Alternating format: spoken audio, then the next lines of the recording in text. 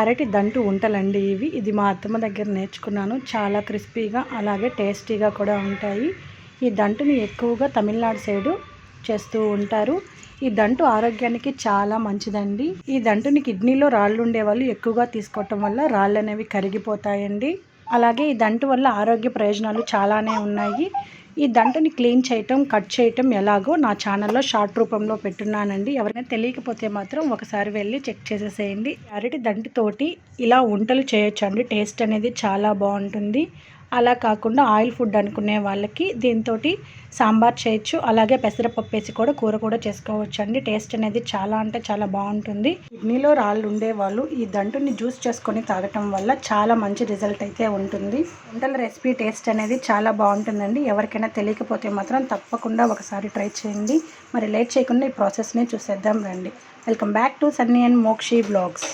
ముందుగా క్లీన్ చేసి పెట్టుకున్న ఈ దంటుని తీసుకునేసేయండి. చూస్తున్నారా, ఈ విధంగా ఈ దంటులో ఉండే పీచును మనం ప్రాపర్గా తీసేసేయాలండి. లేదంటే తినేటప్పుడు గొంతులో నసనసగా ఉంటుంది. ఈ ప్రాసెస్ అంతటినీ కూడా నేను నా ఛానల్లో షార్ట్ రూపంలో పెట్టున్నాను. ఎవరైనా చూడకపోతే మాత్రం ఒకసారి వెళ్ళి చూసేసేయండి. ముందుగా మనం స్టవ్ అనేది ఆన్ చేసుకున్నామండి. ఇలా క్లీన్ చేసి పెట్టుకున్న దంటుని స్టవ్ మీద పెట్టేసి ఒక చిన్న గ్లాస్ వాటర్ అనేది పోసుకోవాలండి. మరీ ఎక్కువ నీళ్ళు అనేది పోసుకోకూడదు. కారణం ఇది వాటరిష్ వెజిటబుల్ అండి. ఎక్కువగా నీటి శాతం ఉండే వెజిటబుల్ అండి ఇది. ఇలా ఒక టీ గ్లాస్ నీళ్ళు అనేది పోసేసి సిమ్లో పెట్టేసి ఒక 5 నుంచి 10 నిమిషాలు ఉడికితే సరిపోతుందండి. నీళ్ళన్నీ ఇంకిపోతాయి. చూస్తున్నారా, ఈ విధంగా ఇప్పుడు స్టవ్ అనేది ఆఫ్ చేసుకునేద్దాము. చూసారా, చక్కగా ఉడికిపోయింది. ఇలా ఉడికిన ఈ దంటుని పూర్తిగా చల్లారనివ్వాలండి. కొంచెం కూడా వేడి అనేది ఎక్కడా కూడా ఉండకూడదండి. ఇలా బాగా చల్లారిన తర్వాత మిగతా ప్రాసెస్ ఏంటో చూద్దాం రండి. ఇప్పుడు ముందుగా ఒక మిక్సీ జార్ అనేది తీసుకోవాలండి. అలాగే ఒక 100 గ్రాములు శనగపప్పుని తీసుకోవాలి. ఇలా తినే శనగపప్పును వేసేసి మెత్తని పౌడర్ లాగా చేసుకోవాలండి. ఇలా చేసుకున్న ఈ పౌడర్ని ఒక గిన్నెలోకి తీసుకొని పక్కన పెట్టుకునేసేయాలి.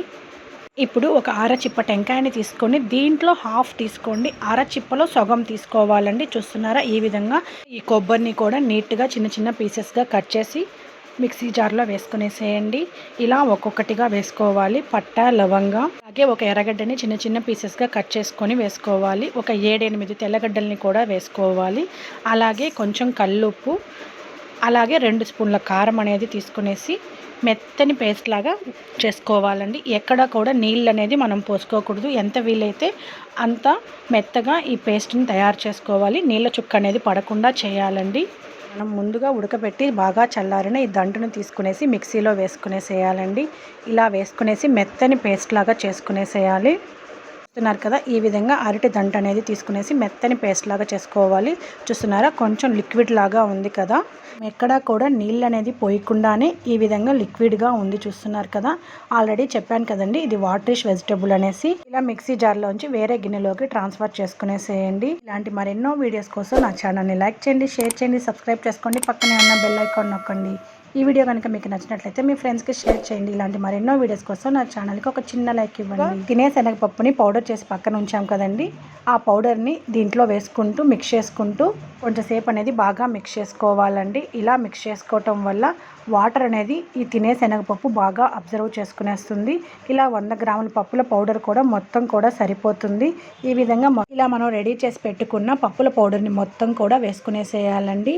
ఇలా కొంచెం సేపు ఒక 15 నిమిషాలు అనేది పక్కన పెట్టుకోవాలి. అప్పుడే ఆ తినే శనగపప్పు మొత్తం కూడా వాటర్ని అబ్జర్వ్ చేసుకుంటుంది. ఈ విధంగా చూస్తున్నారా, రెడీ చేసి పక్కన పెట్టేసుకోండి. ఒక 15 నిమిషాలు అనేది అలా పక్కన పెట్టేసుకోవాలి. రెగ్యులర్గా చేసే రెసిపీసే కాకుండా అప్పుడప్పుడు ఇలా వెరైటీగా పిల్లలకి చేసి పెట్టడం వల్ల ఎంతో ఇష్టంగా తింటారండి. మరి తప్పక ట్రై చేయండి. చాలా బాగుంటుంది టేస్ట్ అనేది. ఇప్పుడు మనం చిన్న చిన్న వంటలుగా చేసుకొని ఒక ప్లేట్లో పెట్టుకొని పక్కన పెట్టుకునేద్దామండి. చూస్తున్నారా, ఈ విధంగా ఒక మీడియంగా వంటలుగా చేసుకోండి. మరీ పెద్దవి కాకుండా మరీ చిన్నవిగా కాకుండా. ఇలా పక్కన పెట్టుకున్న తర్వాత ఒక కడాయి తీసుకోండి. ఒక గుంటగా ఉండే కడాయి అనేది తీసుకోండి. గుంటగా ఉన్న కడాయి తీసుకోవటం వల్ల వంట అనేది చెదిరిపోకుండా ఉంటుంది. రౌండ్ షేప్ అలాగే బాగుంటుంది. ఇప్పుడు చూసారా, డీప్ ఫ్రైకి సరిపడా ఆయిల్ అనేది వేసుకునేసి ఆయిల్ వేడెక్కిన తర్వాత ఒక్కొక్క వంటగా నిదానంగా వేసుకోవాలండి. ఇలా ఒక 4 వంటల్ని వేసుకునేద్దాము. మరీ ఎక్కువ వంటలు వేసుకుంటే చిన్న కడాయి కదండి, స్పేస్ అనేది సరిపోక ఉంటలు అనేవి చెదిరిపోతాయి. ఉంటలు వేసుకునేటప్పుడు హై ఫ్లేమ్ అనేది పెట్టుకునేసేయండి. ఉంటలు వేసుకునేసిన తర్వాత ఫ్లేమ్ అనేది సిమ్లో పెట్టుకునేసేయాలండి. చూస్తున్నారు కదా, ఒక 4 ఉంటలు అయితే నేను వేసుకున్నాను. కొంచెం కూడా కదిల్చట్లేదండి. ఈ విధంగా కలర్ అనేది చేంజ్ అయిన తర్వాత గరిటెతోటి ఇక్కడ నేను చూపించిన విధంగా అలా కొంచెం కదిపామంటే వంట అనేది చెదిరిపోకుండా కరెక్ట్గా వచ్చేస్తుంది. మనం ప్రిపేర్ చేసి పెట్టుకున్న వంటలన్నింటినీ కూడా డీప్ ఫ్రై చేసుకోవాలి. అదిగా ఆయిల్లో ఒక్కొక్కటిగా వేసుకోవాలి. ఇలా ఒక 4-5 వంటలు అనేది వేసుకున్న తర్వాత వెంటనే గరిటెతో తిప్పకుండా కలర్ అనేది చేంజ్ అయిన తర్వాత గరిటెతోటి స్మూత్గా కదిలించుకోవాలండి. ఇలా చేసుకోవటం వల్ల వంట అనేది పగిలిపోకుండా నూనె మొత్తం స్ప్రెడ్ అవ్వకుండా ఉంటుందండి. వెంటనే కలబెట్టేసామంటే వంట అనేది విరిగిపోయి నూనె మొత్తం కూడా పాడైపోతుంది. చూస్తున్నారు కదా, చూస్తుండగానే కలర్ అనేది వేగిపోయింది. ఇప్పుడు మనం ఒక్కొక్కటిగా తీసుకునేసి టిష్యూ వేసిన పేపర్లో వేసుకున్నామంటే ఎక్స్ట్రా ఆయిల్ ఏదైనా ఉంటే అబ్జర్వ్ చేసుకునేస్తుందండి. ఈ విధంగా ఒక్కొక్కటిగా తీసుకునేసేయండి. మనం రెడీ చేసి పెట్టుకున్న వంటలన్నింటినీ కూడా వేసుకునేసేయాలండి. వంటలకి రసమైనా పప్పుల్సైనా చేసుకొని కాంబినేషన్లో తిన్నామంటే టేస్ట్ అనేది చాలా బాగుంటుంది.